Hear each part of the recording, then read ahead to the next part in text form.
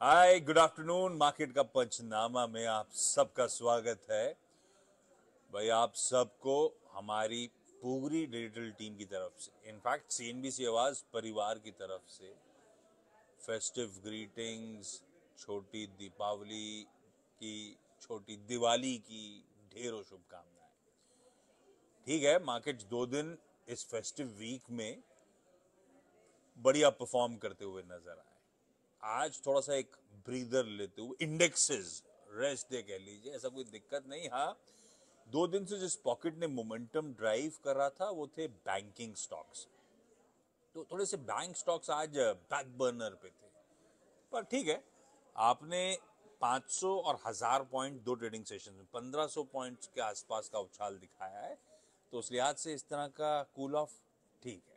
मेरे लिए ज्यादा इंपॉर्टेंट ये था, इंडेक्सेस को तो खैर आप मैनेज कर रहे हो, कुछ हैवी वेट स्टॉक्स के मूवमेंट्स हो जाते हैं, पर असली टेक्सचर बाजार का असली मूड कैप्चर होता है जब आप ब्रेथ देखते हो। और आज बढ़िया एडवांसेस के फेवर में सुबह से ब्रेथ बनी हुई है, और वो हाईलाइट है आज के ट्रेडिंग सेशन का। मेरे ख्याल से हम में से ज्यादातर लोगों के पोर्टफोलियो आज शाम को जब टटोलेंगे तो बेहतर ही कर रहे होंगे। चेक करिएगा जाके। ये है वो बढ़िया ब्रेथ का एडवांटेज। तो इंडेक्स पस्त हो, निफ्टी बैंक दबाव में हो, पर वो ब्रेथ का जो सिनेरियो बढ़िया प्ले आउट हो रहा है वो कंफर्टिंग है। तो एक पॉज वाला डे कह लीजिए आप, कुछ दिनों के 2 दिन के अच्छे मूव्स के बाद। ज्यादा रीड थ्रू या ज्यादा कंसर्न शायद इस समय नजर नहीं आते। पर हाँ, अब यहां से ये होगा कि कल मंथली एक्सपायरी की दीपावली के दिन हम लोग तैयारी कर रहे होंगे। एक नया सरदर्द है, पर है जो है वो है, काम इंपॉर्टेंट है। तो कल वो इंपॉर्टेंट सेशन होगा दिवाली के दिन, जब हम लोग मंथली कॉन्ट्रैक्ट्स की एक्सपायरी से जूझ रहे होंगे। खैर, आप लोग अपने आवाज के अलग अलग सोशल मीडिया प्लेटफॉर्म से क्वेरीज भेजना शुरू करिए। अपन लोग उन कुछ स्टॉक्स में से बातचीत कर लेंगे।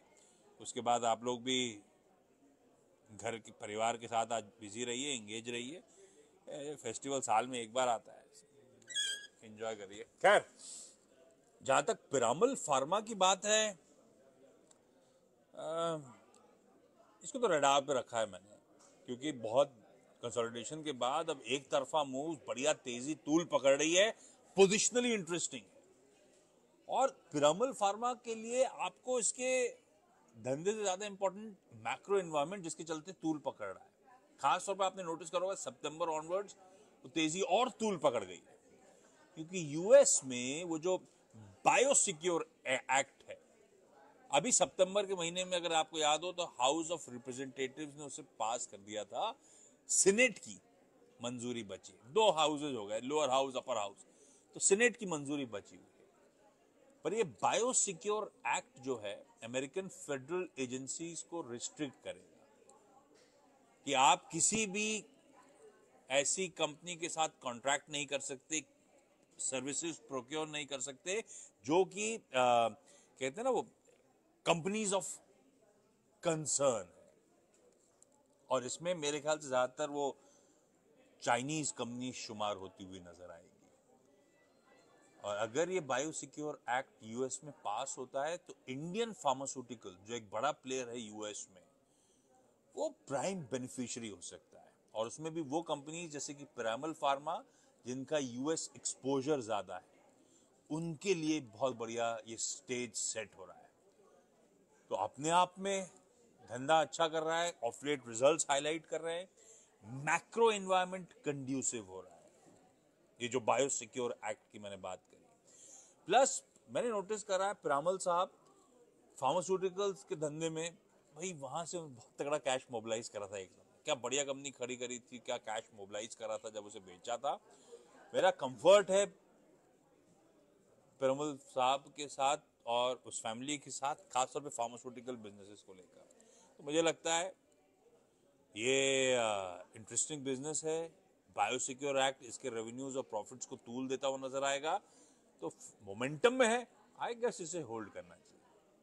देखिए ना, अभी हाल फिलहाल बाजार के किस तरह के मूव्स बने थे, पर ये स्टॉक बढ़िया आउट परफॉर्मेंस में ही है, कंटिन्यू कर रहा है। ये दिखा रहा है रिलेटिव स्ट्रेंथ इस समय इस काउंटर। तो आई गेस होल्ड है, लेकिन आपके फाइनेंशियल एडवाइजर जिनसे आप बातचीत करते हैं, ब्रोकर साहब जिनसे आप बातचीत करते हैं, वो ज्यादा बेहतर प्लेस होंगे आपको एडवाइस करने के लिए। यहाँ पे अपन लोग सिर्फ चर्चा कर रहे हैं।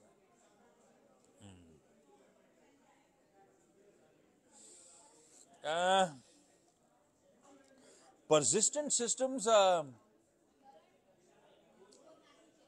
है पिरामल फार्मा का भाई, बढ़िया मोमेंटम है उस लिहाज से, पर जिनके पास है ये उनके लिए तो होल्ड है, क्योंकि बहुत सॉलिड मोमेंटम है, अपने पियर्स को बढ़िया आउट परफॉर्म कर रहा है, तो उस लिहाज से इंटरेस्टिंगली प्लेस्ड है बिजनेस बढ़िया, एआई ड्रिवन सॉल्यूशंस प्रोवाइड करता है अपने ग्राहकों को, ताकि वो अपने क्या कहूँ अपने बिजनेसेस को मॉडर्नाइज कर सकें। तो ये उस स्पेस में है, एवरग्रीन स्पेस है, जिस स्पेस पे अब कंपनीज और अपने आप को और केपेबल बनाने की कोशिश कर रही हैं एआई ड्रिवन सॉल्यूशंस। तो persistence has been there, done that and proven it. धंधा अच्छा है, मोमेंटम में स्टॉक होगा, लेकिन मोमेंटम फिजल आउट होने के इंडिकेशंस नहीं है। हाल के नंबर्स 20-25% साल दर साल ग्रोथ, रेवेन्यू, प्रॉफिटेबिलिटी में क्लॉक कर रही है कंपनी, अभी भी बहुत सॉलिड मोमेंटम है, तो मोमेंटम फिजल आउट होने का डर नहीं है। एक ही इशू है परसिस्टेंट के साथ, और ये रहेगा। इस तरह से अगर ग्रोथ डिलीवर कर रहे हो, इस तरह से अट्रैक्टिव स्पेस में आप हो, तो बाजार आपको बढ़िया मूल्यांकन देगा। पर अब क्या हो गया है, इसको अब मैं लार्ज कैप पीएस से तो कंपेयर कर नहीं सकता हूं, नीश मिड कैप आईटी कंपनी के साथ कंपेयर करूंगा, तो उनमें भी आपको स्टैकअप होता हुआ वैल्यूएशन वाइज रिच नजर आएगा।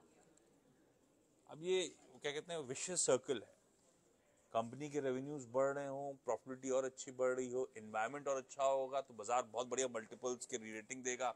मल्टीपल्स की री-रेटिंग देगा तो एक समय समझ में नहीं आएगा कि अब क्योंकि पियर्स इसके सामने सस्ते दिख रहे हैं, पर क्योंकि ग्रोथ यहाँ पर है, तो मेरे लिए परफेक्ट होल्ड है, मोमेंटम होल्ड है, बना हुआ है मोमेंटम। और ये रिलेटिव आउट परफॉर्मेंस जब तक है, नंबर्स में भी दिख रही है, तब तक शायद क्वेश्चन मार्क है नहीं। फ्रेश एंट्री के लिए जरूर सोचना पड़ सकता है, फ्रेश एंट्री के लिए फिर मुझे बाकी नीश मिड कैप आईटी कंपनीज में कंपैरिजंस, पैरेलल्स ड्रॉ करने होंगे, और फिर देखना होगा वैल्यूएशंस का कंफर्ट इससे ज्यादा कहाँ है। भाई मेरे हाथ में, हमेशा मैं कहता हूँ, इतना रिस्क है, रिवॉर्ड बाजार यहां से भी क्या देगा मुझे नहीं पता, तो रिस्क मैनेज करने के लिए फिर मुझे वैल्यूएशन कंफर्ट ढूंढने पड़ेंगे। अच्छी ग्रोथ कंपनीज में वैल्यूएशन की गुंजाइश, तो वो अलग आंसर हो जाएगा, पर जिनके लिए है, मुझे लगता है होल्ड करने का सही स्टॉक है।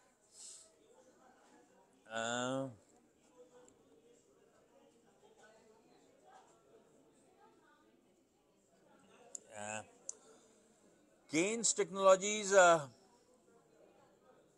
बहुत सॉलिड परफॉर्मेंस है। अच्छा, जिस स्पेस में है ये, वो क्या कहते हैं, electronic system and design manufacturing, ESDM का स्पेस, वो स्पेस अपने आप में बहुत अट्रैक्टिव है।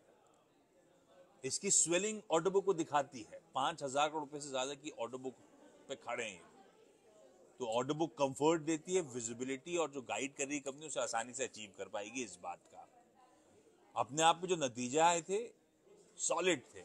आज मेरे ख्याल से कहीं चर्चा हो रही थी, एक मिनट में, हाँ ये देखिए, आय 60%, इबिटा 68% का, जब मार्जिन्स एक्सपैंड हुए, तो नंबर्स गजब के हैं। और अगर आप केन्स टेक्नोलॉजीज की चार्ट देखेंगे तो बढ़िया ट्रेंड है, जब भी हल्का बहुत करेक्शन आया है, लोगों ने हाथों हाथ खरीदा। इस फेज में भी वही हुआ, पिछले कुछ दिनों में स्टॉक ठंडा जरूर पड़ा था, वापस सॉलिड बाउंस बैक, तो ट्रेंड इंटैक्ट है, कंपनी बढ़िया डिलीवर कर रही है, जिस स्पेस में, वो स्पेस बहुत अट्रैक्टिव है, स्वेलिंग ऑर्डर बुक है, ऑर्डर बुक विजिबिलिटी स्ट्रांग है, तो यार कंप्लेंट के बहुत ज्यादा रीजंस मेरे पास नहीं। एक ही कंप्लेंट वैल्यूएशंस की, तो वैल्यूएशंस सारे पीयर्स को इस स्पेस के स्टैकअप करिएगा, कॉन्ट्रैक्ट मैन्युफैक्चरिंग वाले प्लेयर्स स्टैकअप करिएगा, तो ठीक है, बढ़िया ग्रोथ बिजनेसेस हैं, सब जगह वैल्यूएशन थोड़े स्ट्रेच्ड हैं, बाजार को स्पेस पसंद आ रही है, और केन्स डिलीवर करके दे रहा है, तो क्वेश्चन करने की अभी तो जरूरत नहीं दिखती मुझे लगता है जब आप सवाल उठा रहे हो, एक बढ़िया होल्ड ही है ये अपने पोर्टफोलियो में। पर हाँ, प्लीज फाइनेंशियल एडवाइजर से बातचीत करते चलिएगा। हाँ,